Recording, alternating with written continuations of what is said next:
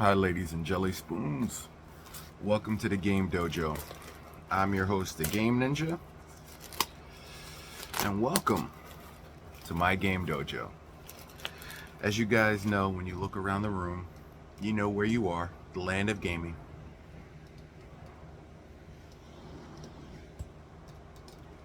And in the Gaming Dojo, we cover all topics, all systems, all forms of gaming. All right, sorry, give me 1 second. I'm actually pulling out one of my old issues of the Game Center that you get from Walmart. I never opened this issue. This one was May 2022.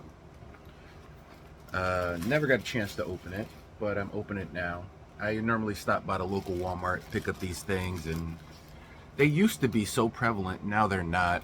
I mean, who reads anymore, right? So today, gang, I wanted to talk to you because a patron of mine, a favorite friend, asked me a question and posed it very seriously. And the question itself is not as extensive as the answer. So this comes out from Elliot. Elliot said, I don't understand gaming. It seems very childish. It seems like a waste of time. I don't get it. What's the whole... How did he phrase it? What is the point of gaming? Well, Elliot, I'm not going to talk your ear off because I can show you better than I can tell you. But I will say, simply put, ever since there's been human beings, there has been a form of gaming. No matter if it was physical gaming, mental gaming, you know how far chess goes back, you know how far like board games and things like that go back. But we're talking about the beginnings of mankind. There has always been an invention of gaming. Matter of fact, this is still prevalent in most movies and television. When you see people and they're together, whether it's an apocalyptic novel or they're trapped in a place, the first thing they do is you want to play a game. You want to play cards. The human facet with gaming is both neurophysiological and physical.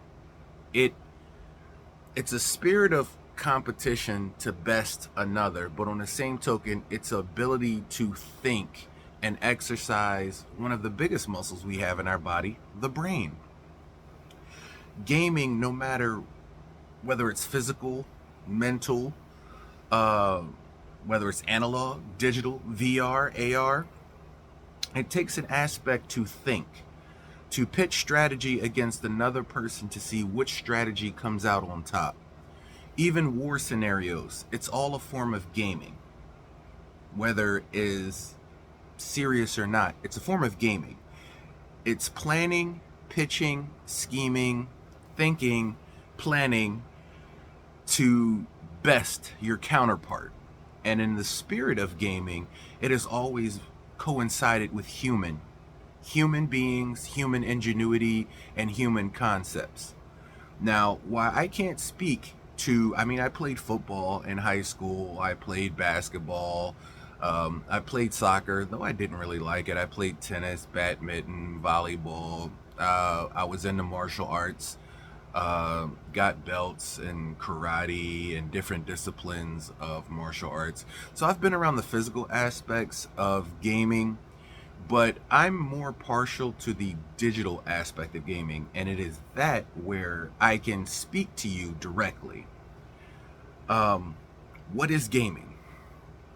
Really put simply, it's a way for you to exercise your thoughts, thought processes, pattern recognition. It's really hugely in depth when it comes down to the individual. But what a game basically is strategy.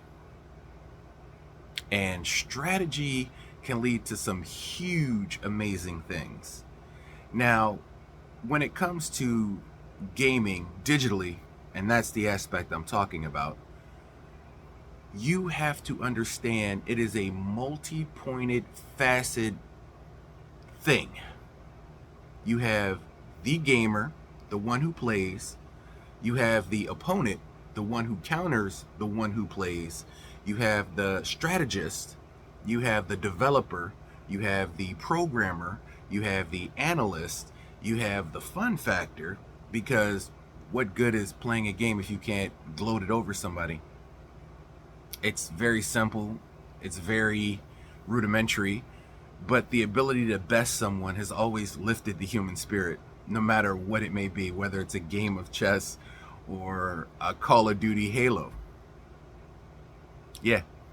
So let's just break this down just a little bit before we get into it. I can tell you what drew me into digital gaming, or video gaming as it may be called now today.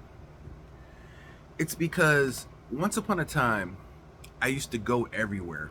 Anytime my parents went anywhere, anytime my mother or my father went anywhere, I always wanted to tag along with them and go and adventure, see someplace new, explore new things, see great things.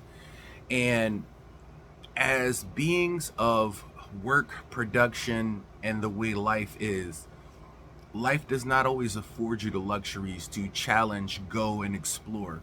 So as children, we go outside, we go around the neighborhoods, we explore our surroundings, we find new and inventive ways to play games with other friends to give us that sense of adventure, that sense of wonderment, that sense of imagination, to intrigue our senses that we're thirsting for. And it starts as a kid with a bunch of different ways. But as the generations changed from analog to digital, the gaming aspect became more digital than analog. Now, there are still people out there that have game night and play Monopoly and Uno and Parcheesi and Yahtzee and Sorry and all those board games, because it's a multi-billion-dollar industry. So people play games. When it comes to digital gaming, there is 3 facets of it that a lot of people don't take. Yes, there are some video games dedicated to just children. Adults may find them funny, but they're dedicated to children. There are some games that are dedicated to teenagers, to pinpoint, accurately hit the developing mind of a teenager. Yes, adults and children may find them fascinating, but they're geared towards that age subset. The thoughts, the times, the space, the generation, because there are generational games. You break out Pac-Man now, a lot of people in 2025 don't want to play Pac-Man. But you go back 30 and 40 years, Pac-Man was the cusp of gaming. But it changed over the years. And then you have adult games. Now, gaming towards adult is geared 3 different ways. You cater to a different array of genres, whether it's adventure, whether it's violence, whether it's fantasy, sci-fi. All of them are about stories. And that's what most adults really want to hold on to. A really great story. No different from movies, no different from television, no different from radio or songs. You want to be told a great story. You want to go on a travel, adventure. Remember I said back in the day, one of the key aspects of gaming, adventure, venturing out, learning something new, getting a skill, pitting yourself against another person. There are many aspects of gaming, and digitally, we've come so far across a frontier that if you heard gaming 20 or 30 years ago, then you have no idea what gaming is today. And that is where we're going to take you through a little journey of gaming. We're going to start rudimentary at the beginning of gaming and what people thought gaming was 30 and 40 years ago to what gaming actually is now. And there is a whole different aspect of gaming now. Now there are programmers on cell phones, tablets, laptops, TVs, consoles, PCs.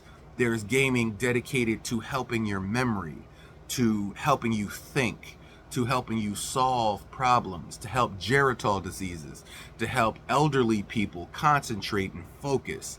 There are games that teach simulation, which is completely different from gaming, because you can't just call it a game when it's teaching you a trait or a skill to learn.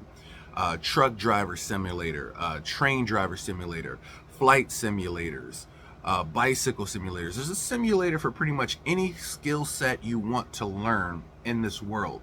And I try to, whenever I get the chance, to explain to people there's a difference between a simulation and a game. A game is played for fun. There are real world consequences sometimes, and sometimes there's not. When it comes to simulation, yeah, they want to make it fun to keep you engaged, but it's actually teaching you a skill. To fly a plane, you need so many hours flight sim time. This is real. To drive a train, to do trucking, to do a lot of these huge demanding jobs that are physical, you need sim experience, because it relates to you the active ways of teaching and learning what it's going to be like in that environment. Now, when it comes to learning, there's always hands-on, always going to be hands-on. But in a simulation, it teaches you everything from the ground up. And a lot of people are more visually stimulated there than just writing. A lot of people can pick up books and be stimulated by the writing, and their mind and their imagination takes them to another place, and it's easy for them to learn that way. But a lot more human beings are visually stimulated. For them, that's what the simulator does. It visually shows you so that you can remember, see, and learn from a physical point. And that's what school is. School is a teacher teaching you and displaying and illustrating correctly, if they are a good teacher, the learning process, so that it sticks with you, so that you have a mental picture of when you learned it, how you learned it, and why you learned it. This is what simulators do. And they don't really make simulators for kids. They're more alike for adults. To give you an example, Microsoft Flight Simulator. To learning the instrumentation, the gadgets, the pre-flight, and the checks that you need to learn is very extensive. Very extensive. And me going through Microsoft flight training and doing actual test flights, I actually learned and had a lot more respect for the people that pilot aircraft, because it is a wealth of knowledge that they learn that becomes second nature to them. Things that even as they get older, it's almost impossible for them to forget. A flight check, a pre-flight check, taxiing onto a runway, artificial horizon. Even though most of the computer components now fly most of the planes, and a pilot's really only needed to take off and land, they're needed for that, and they're needed for a lot more. And their knowledge, the more knowledgeable they are, the more comfortable I would be with somebody in that situation. So there are different levels of gaming, both for learning, both for fun, and for stories. That's the reason why we read books. That's the reason why they had campfires back to the first men, with people telling of tales of the hunt and everything, because everybody loves a great story. And at its heart, that's what gaming is. That's what gaming is, period. It is literally the physical representation of a story. Now, in a book, you can open the pages. Demonstrate this for you real quick. In a book, you can open up the pages. You can see things. You can read things. You can understand them. You can imagine them. You can read about the blue wall in the corner. You know the wall is blue. You can read about how the wind sounded when it blew through the window. You can read about the scents, the colors of somebody's clothes, the feel. You can read about the feel in the scene. But when it comes to video gaming, you're there. There are many programmable things to make the experience completely real and enveloped. From a controller in your hands that has gyroscope and rumbles that move when you get scared, to trembling in your hands, to the reverberation of a shotgun or an AK-47, to heartbeat and pulses. These physical things of touch and a controller draw you into the game even more. You put a headset on over your ears, and next thing you know, the slightest little sounds are now a part of what's going on in your gaming. You're not just thinking you're there, you're feeling you're there, you're hearing yourself there, you're part of the game. With just a tweak of a headset, now you're in the game. Now, if you're multiplayer playing a game, then you're talking to people through a mic, through a chat headset, or through Nintendo Switch. You could just speak out in the open, but you're speaking to someone. Now it's not just you enveloped in the story, it's another person or persons. 8 people, 12 people. You could be online in a group chat that has maybe 30 or 40 people online squadding or something in Fortnite. Now all of a sudden, that story that was so flat-based is now real. Real emotions, real anger, the agony of defeat, the joy of victory, triumph. You're now fully enveloped visually, hearing-wise, dexterity-wise, from both visual and mouth and auditory. All your senses are engaged in this story that you're now a part of. And now it becomes real. Because now when you think back to a memory in your mind, real is only what you can taste, touch, see, or smell, and hear. All your senses. So what makes that experience any different from any other experience you ever had in your entire life? It doesn't. Because physically you were there. Mentally you were there. Socially you were there. It doesn't matter if you were there in the real world. In this imagination, this digital domain, this I'd have to say Ready Player One put it into an aspect that's better than I can say. It is a digital world that you are a part of. You're saving the world. You're fighting the rebels, fighting off an alien menace. You may be a president. You may be a 4-star general. You may be in the heat of combat or racing on the streets of Los Angeles.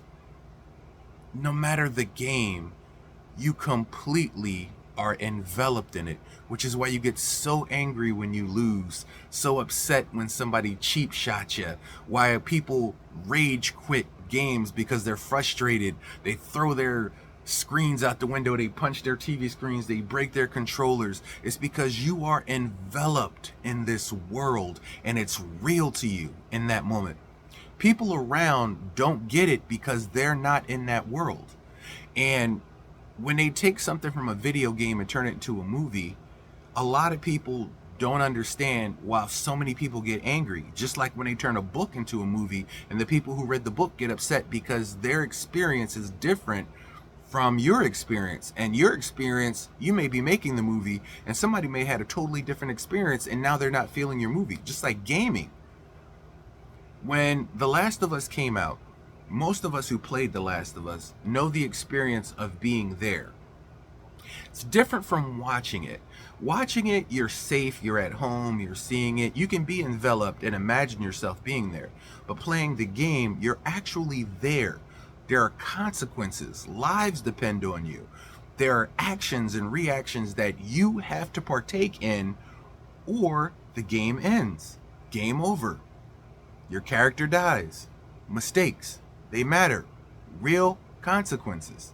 This is a different aspect from looking in to actually being there. And that's where gaming becomes so amazing.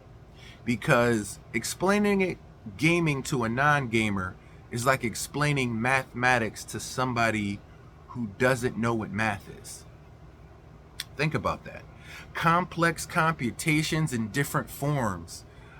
General math, algebra, geometry, trigonometry, physics, calculus, so many different aspects of one branch of an amazing science. You can't sit down and turn somebody into a scholar overnight. No, you have to be taught this. You have to learn this. You have to learn the mechanics. You have to learn the physics behind everything.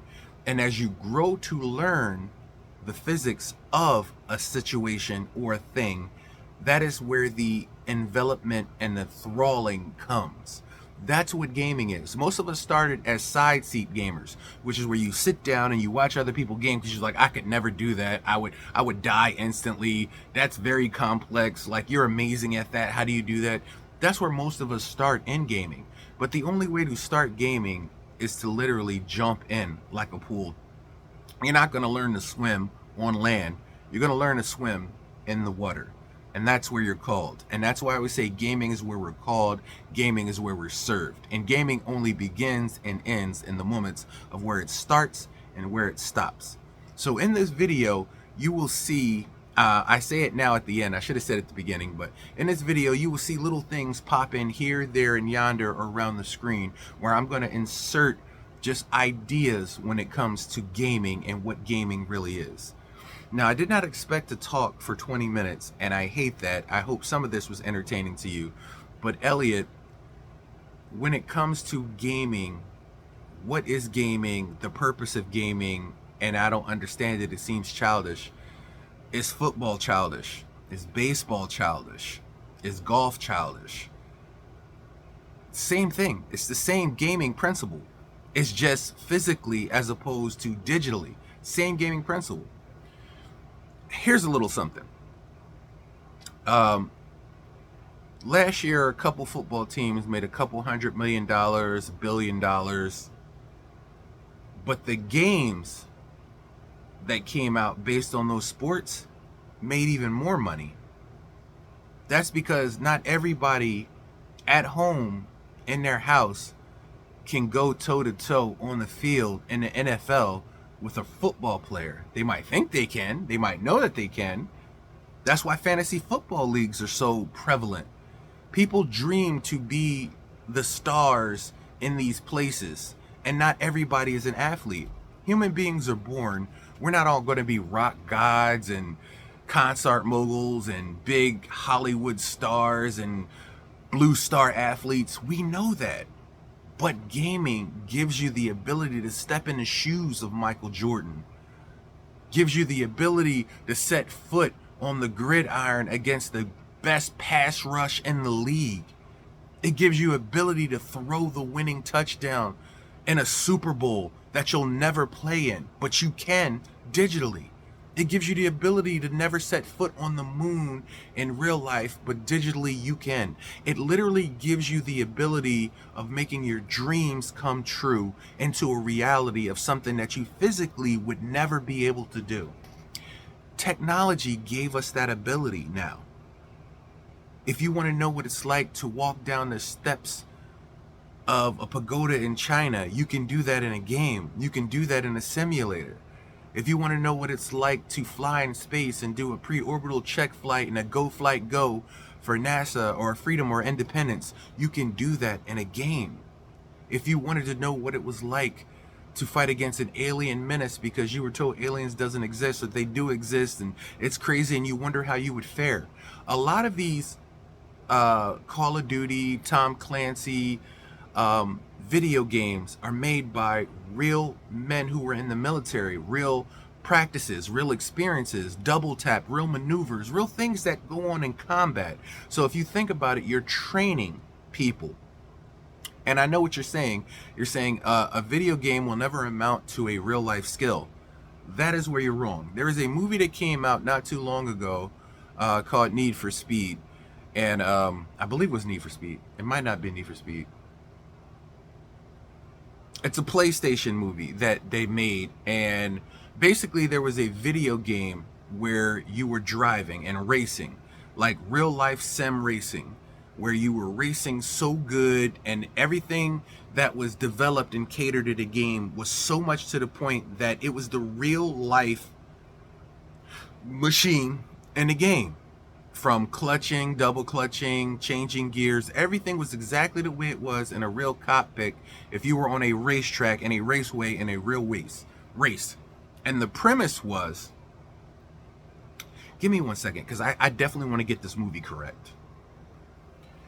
Yeah, Actually, it was one of my favorite games, and I don't know why I didn't remember it. My brain meats is old. It's actually called Gran Turismo. The movie's called Gran Turismo. It came out in like 2023. It's about a teenager, Jan Mardenborough, I believe. Basically, what PlayStation did is they held an event for the best video game racers in the world to prove a point that their game was so real and so well articulated and developed and designed that a real game racer in the game who played enough could actually race on a real racetrack and compete with the top real world athletes in the sport of racing. And this teenager not only competed, but actually won races, proving that that game simulation was so real to life that it actually taught you how to really drive one of those race cars. And everybody else looked at it the same way that you're probably thinking about it. Oh, it's just a game, there's no way. But it was developed and engineered so well that it was teaching you every mechanic you would learn in real life. And the steering wheels, because a lot of people don't have them. Some people have actual steering wheels for racing with clutches, brakes, and pedal systems that are just the same in the cockpits of real Formula One racing cars. Now, I have a regular steering wheel, but if you look into models of racing wheels, they go phenomenally intricate when it comes to gaming and racing. But this teenager not only raced and competed, but won, like literally at the top level of the sport of racing. And the amazing part about this is it proved a point that most people who don't understand games didn't know. That through gaming, you can be taught an actual skill that can be applied to the real world at the real time. And that's why gaming becomes so important to some people. It all depends on the game that you're playing. Now, if Mario Kart physics really going to work in real life, am I going to be behind you in traffic and throw a blue shell up your ass, or, spin you out to grab a corn and throw a banana peel in front of your car while I'm driving in front of you? No. So there's a difference between simulated fun and simulation for real when it comes to gaming. And these aspects are prevalent to most modern gamers. Now, back in the day, people could have never dreamed of Atari Boxing, ColecoVision, Nintendo, these basic Sega platforms when they started out so minuscule, but still so amazing because our minds could not conceive of such things. But they had no idea 20 and 30 years later, the technology we'd be able to reap from these rewards and the abilities we'd be able to literally put on the screen from us. I'm gonna take you through a quick look at some of these things before I end this video to give you just a taste and understanding. I'm gonna see if I can find the very old reiteration of a game and then the new form of it. Matter of fact, I do have it. I'm gonna use my YouTube channel and my videos to illustrate this, okay? So stay right there. Hold on one second. Okay, so I was going to go even back to the 70s and 80s, but I just wanted to show you and illustrate recently the changes. So there is a Madden football game, 1999 on the Nintendo 64, just roughly around maybe 1996, maybe 97. That's when they start developing the games. So when a game comes out, like let's say Madden 27, it may come out in 26. It may have been created in 25 and 24. It takes time to dedicate games. So let's just say for sake, if Madden was invented and created and came out all in 99. So this is Madden 99. Okay? Madden 99. I want you to keep that in mind. 1999, the Nintendo 64.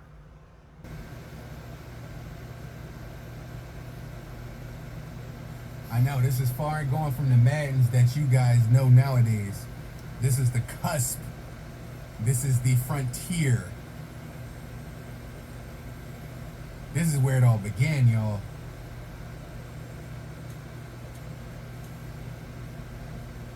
Saints versus the Redskins. Redskins, that's racist. Ding.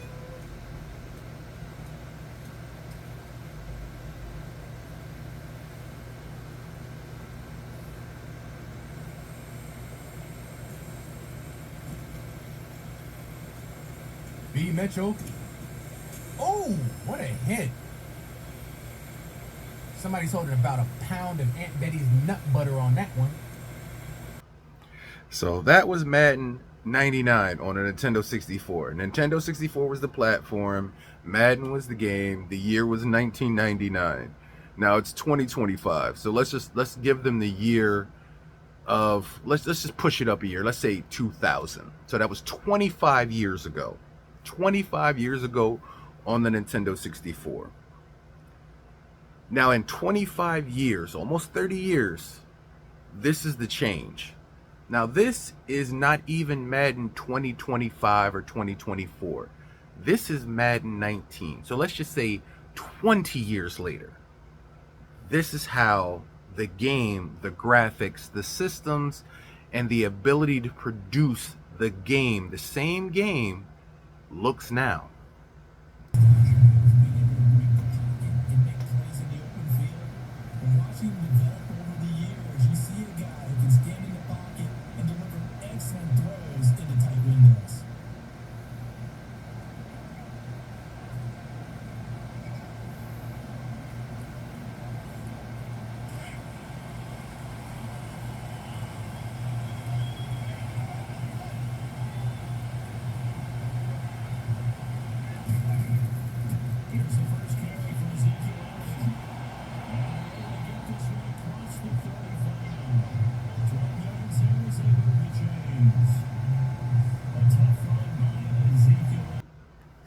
I know, quite a difference just 19 years later. But from Madden 19 to Madden 2026, smaller gap of time, even more of a change in graphics, because technology now changes from year to year, and cutting edge technology now wasn't achievable just 5 years ago.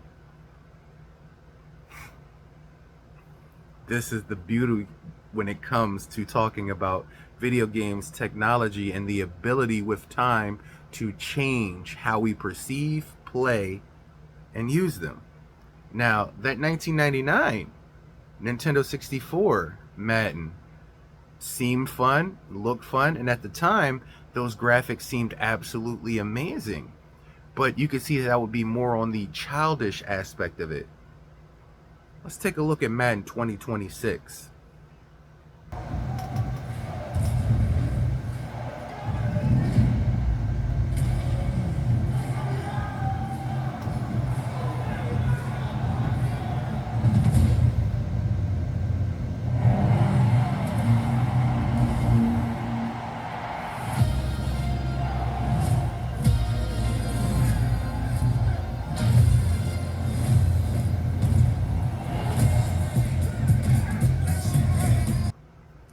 Now that you got a little sneak peek of what Madden looks like 2026, I'm going to take you back to 1988, one of the first Madden games ever invented. Now I want you to keep in mind what you just saw, what you saw in Madden 19, what you saw in Madden 1999. Now I'm going to jump you back to 1988 and show you what a Madden video game looked like back then.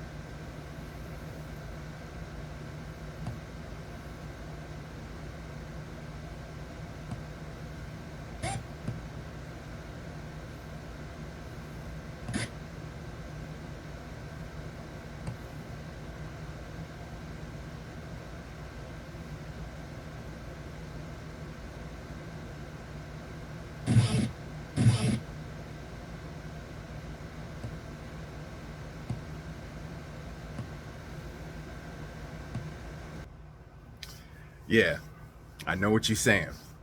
That was rough.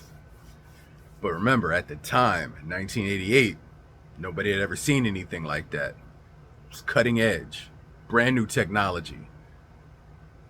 Literally, this was their next gen, our next gen, because I'm part of them. I was around before video games. So, yeah. So, I want you to keep that in mind.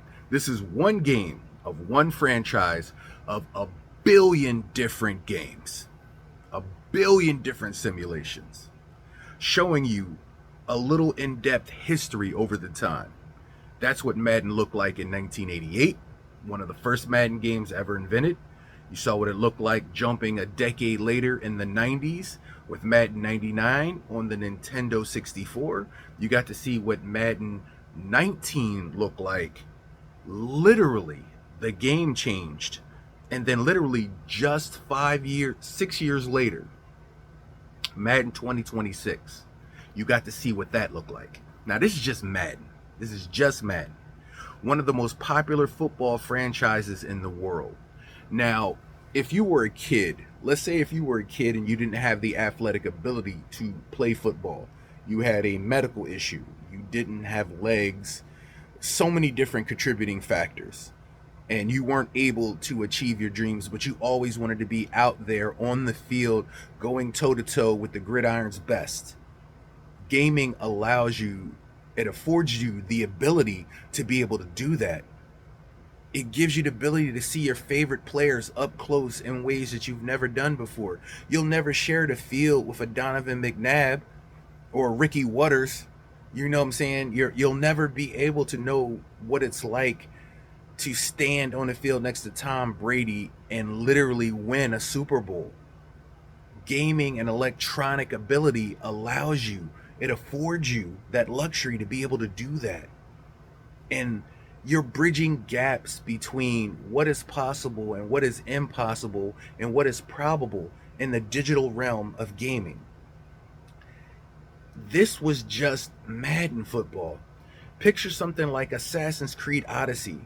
Gives you the ability, you read about ancient Greece, you watch TV shows on ancient Greece. Now picture going back to ancient Greece and being a Spartan soldier or a Roman centurion.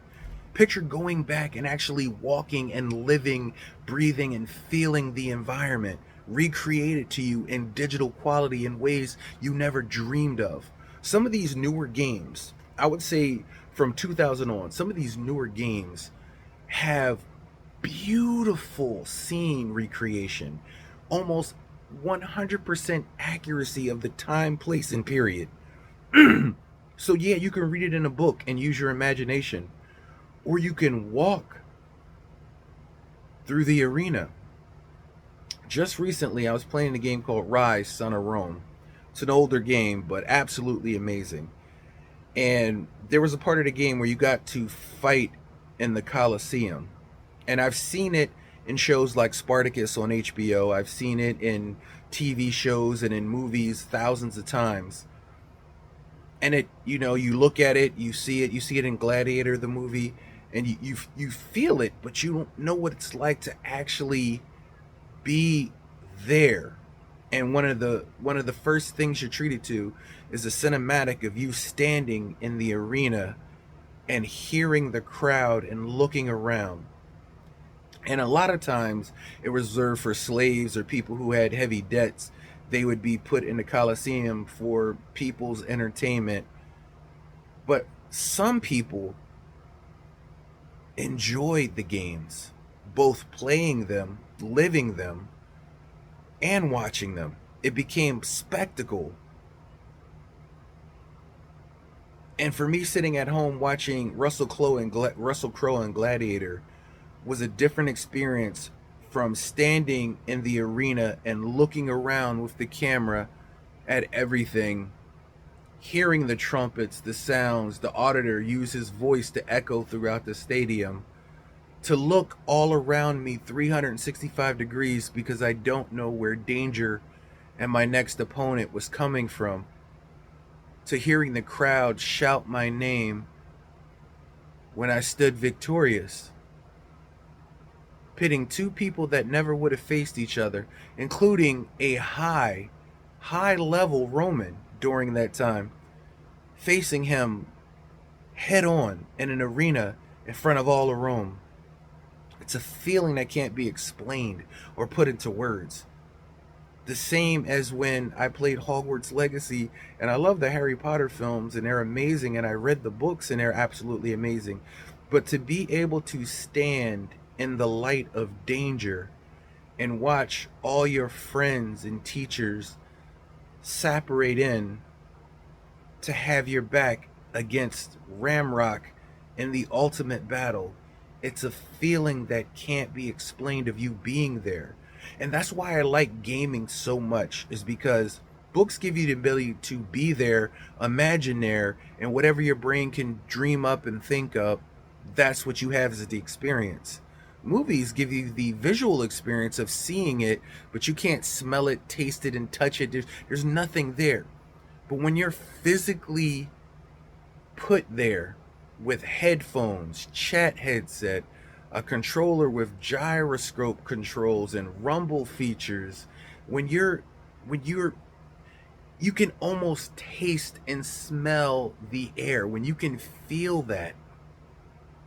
Even in VR, it changes your experience and perception of the whole thing momentously. And that's the appeal when it comes to gaming.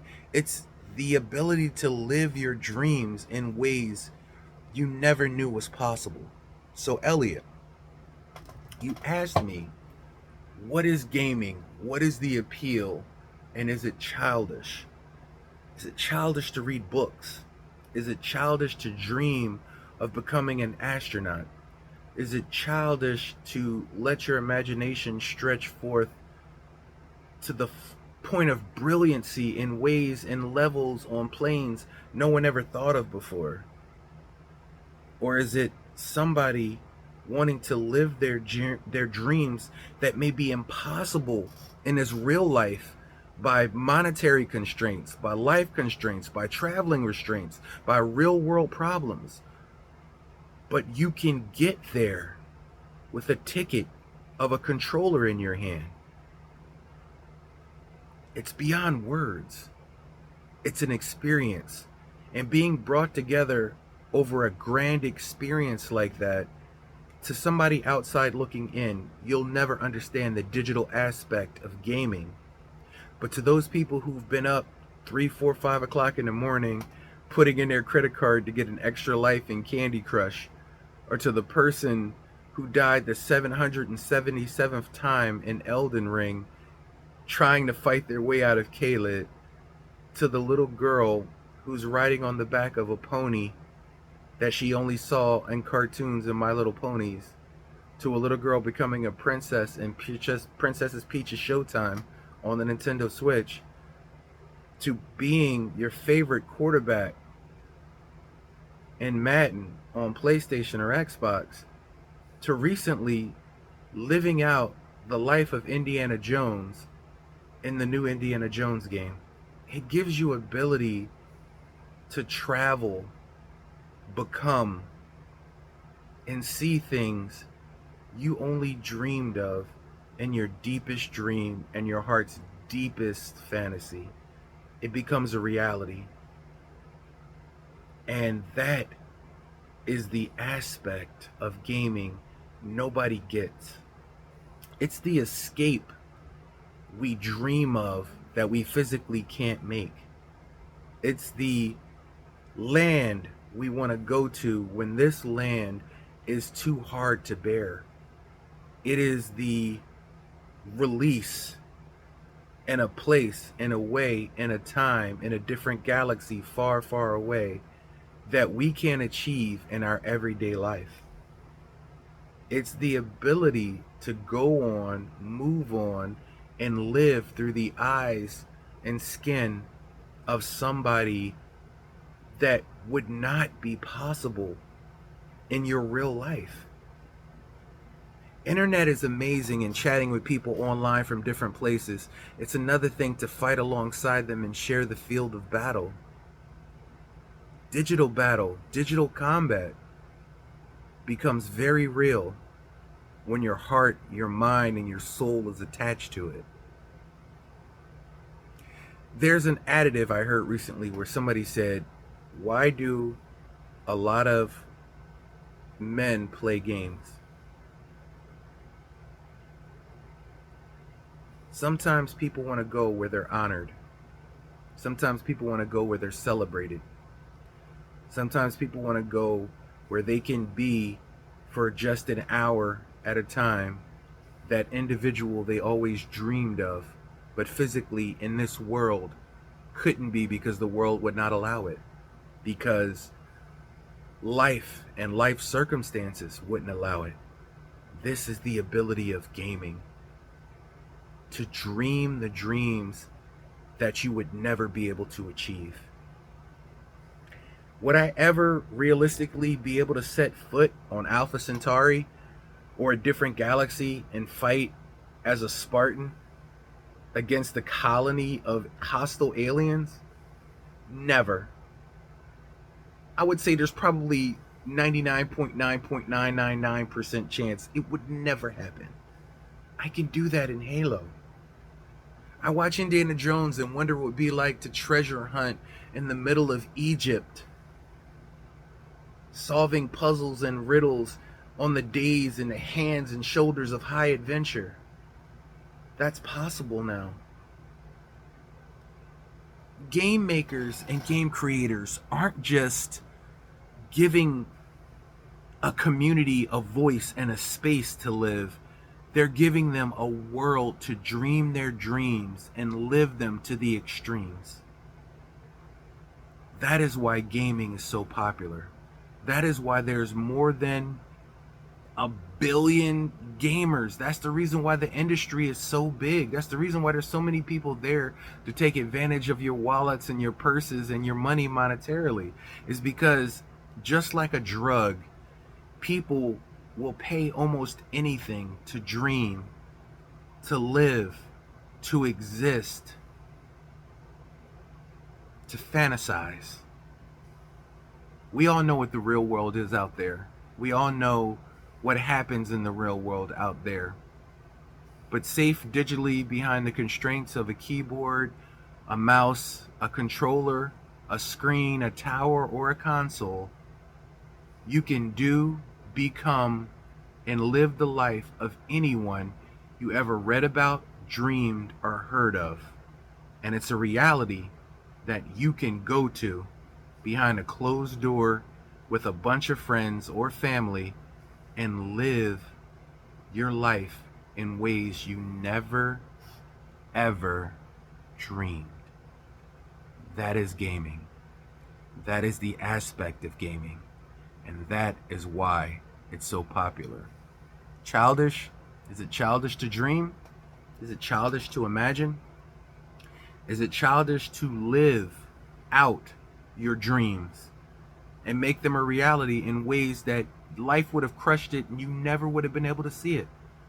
Very few achieve the dreams that they set forth when they're younger. It can happen, but very few. How about for those few who are realistic enough to live their life on a day-to-day plane in a dead-end job and a life that beats them down in a world that crushes their existence? Don't they deserve to be held high on the shoulders of their favorite football team? Don't they deserve to save the world? Don't they deserve to feel the joy of sweet victory and standing tall over 24 members of a campaign where they came out on top? It's not childish to dream. It's not childish to want to live that dream. It's not childish to want to experience something that physically may never come your way. But with digitally enhanced gaming in ways we never even thought possible in today's day and age and technology, now it is possible. And that is why gaming will always be the cream of the crop, the top of the top when it comes to living out a dream. Because it's more than just pages in a book. It's more than just the flat screen and taking a look. It's putting you in the shoes in the feet, in the place, a billion miles away from where you stand right now, to experience the world, or a world, in a way that you never, ever believed possible. I'm the Game Ninja from the Game Dojo, answering you, Elliot. This is what gaming means to me. I'd like to see you find out just what it can do for you. Everybody dies. Not everybody truly lives. I'll see you next time. From the Game Dojo, I'm Rain.